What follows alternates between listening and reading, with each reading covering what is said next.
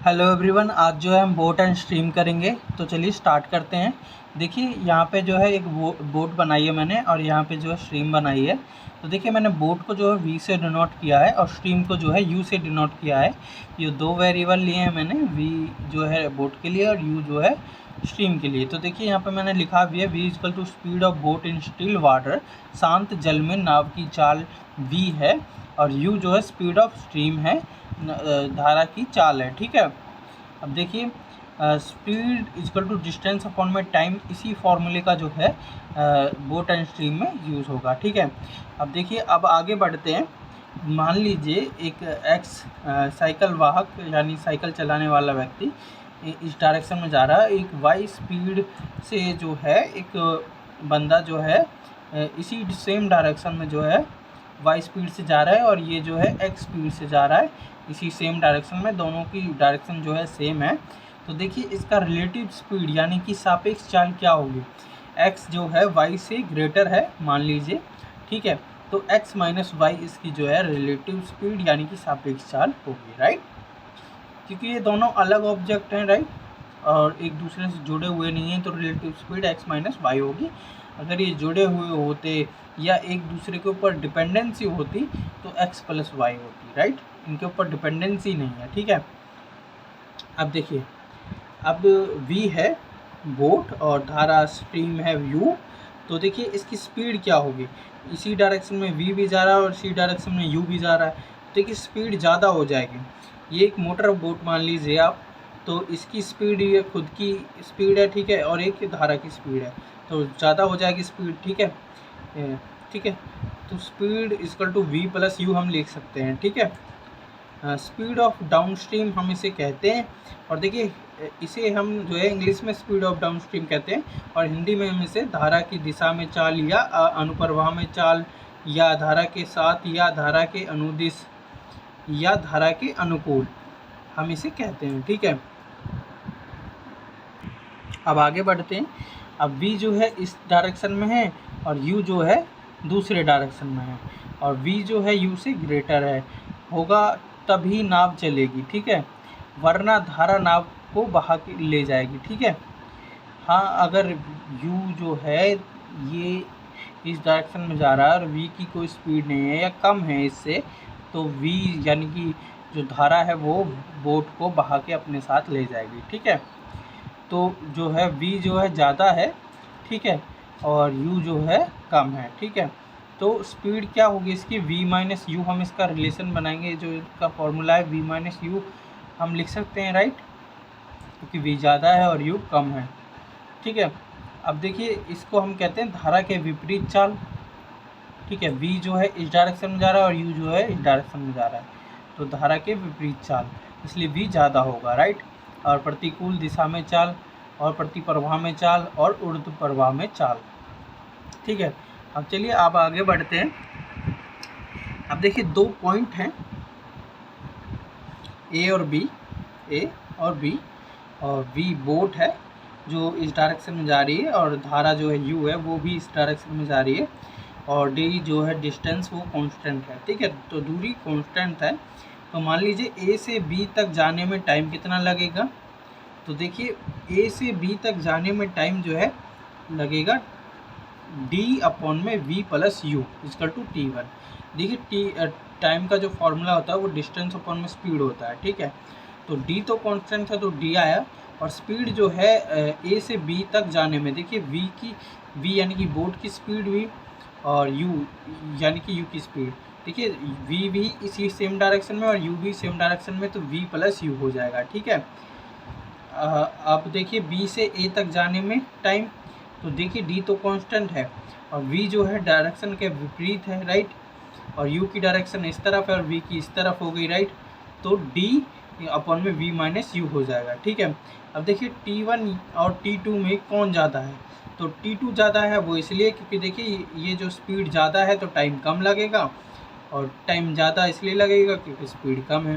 और देखिए आप डिनोमिनेटर की वैल्यू भी देख के कह सकते हैं कि t2 जो है ज़्यादा है, ठीक है, और t1 जो है कम है।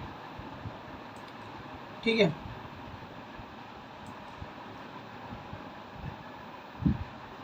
अब देखिए एक रिलेशन स्टेबलिट होता है।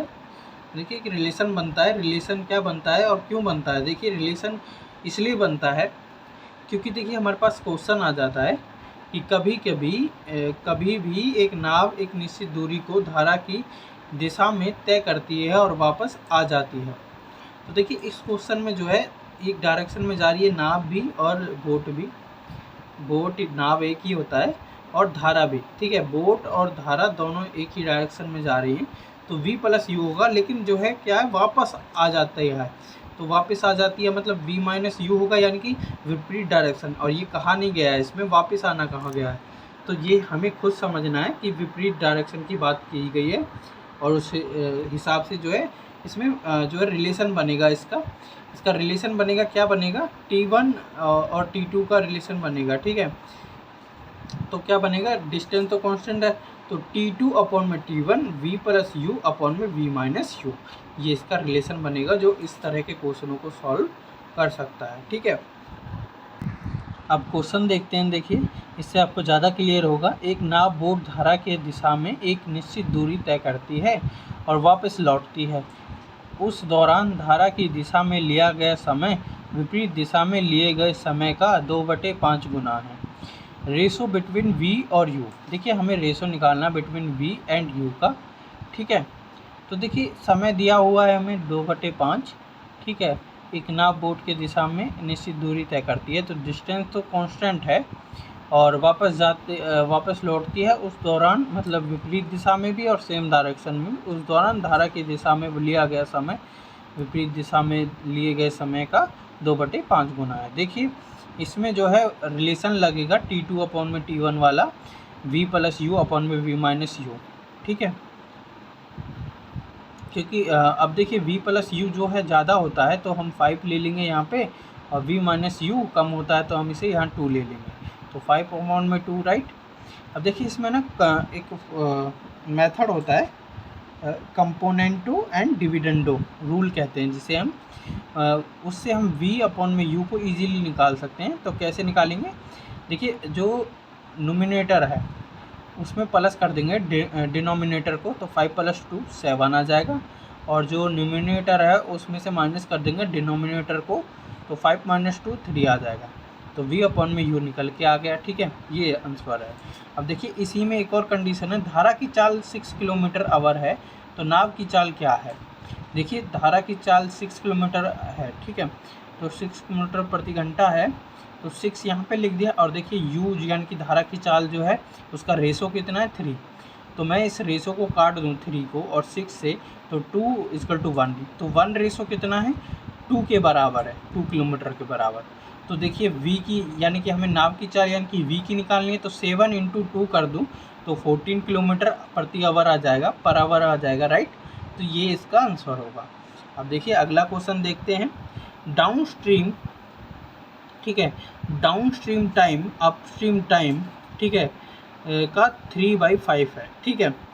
तो देखिए v और u का रेशो निकालना है हमें, तो v प्लस यू अपॉन में v माइनस यू ही लगेगा, ठीक है, = 5 अपॉन में 3, ठीक है। तो देखिए 5 अपॉन में 3, राइट।